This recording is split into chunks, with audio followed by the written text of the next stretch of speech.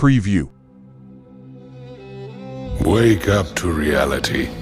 Nothing ever goes as planned in this accursed world. Let's start. The longer you live, the more you will realize that the only things that truly exist in Click this on reality frame are rate merely changer. pain, suffering, and futility.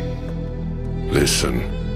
Everywhere you look in this world, wherever there is light, there will always be shadows to be found as well. As long as there is a concept of victors, the vanquished will also exist. The selfish intent of wanting to preserve peace initiates wars, and hatred is born in order to protect love. There are nexuses, causal relationships that cannot be separated. I want to sever the fate of this world. A world of only victors. A world of only peace. A world of only love.